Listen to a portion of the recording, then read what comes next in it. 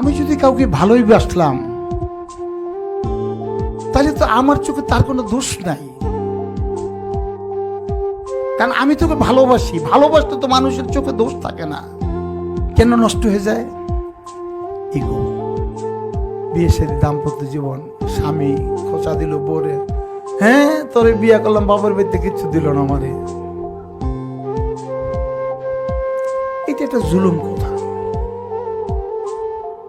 ঠিক আপনারাও বললেন না, হ্যাঁ তুমি আমারে কি দিলা, একটা বাড়ি দিলে না, একটা গাড়ি দিলে, কিচ্ছু দিলেন না।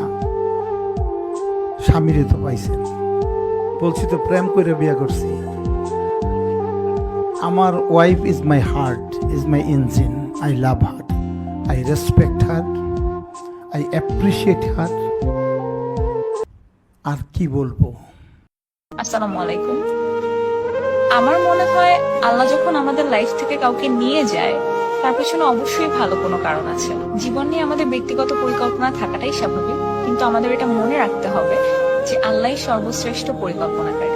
মানুষ সামাজিক জীব, তাই চলার পথে অ্যাটাচমেন্ট হওয়াটা ইজ আনঅ্যাভয়েডেবল। তাই অ্যাটাচমেন্ট ভেঙে গেলে কষ্ট পাওয়াটাও স্বাভাবিক, আর এই কষ্ট থেকে বের হয়ে আসার জন্য সময় লাগাটাও খুবই স্বাভাবিক।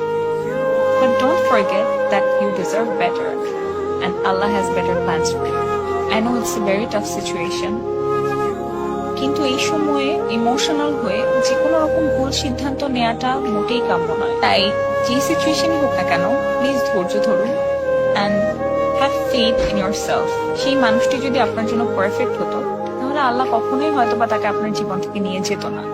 আর যদি সে পারফেক্ট হয়ে থাকে, তাহলে কোনোভাবেই তার ফিরে আসাটাকে কেউ আটকাতে পারবে না। সো নিজের উপর বিশ্বাস রাখুন, আল্লাহর উপর বিশ্বাস রাখুন, এবং আমি মন থেকে দোয়া করি যেন আপনি সহজেই এই কঠিন পরিস্থিতি থেকে মুক্তি পেতে পারেন।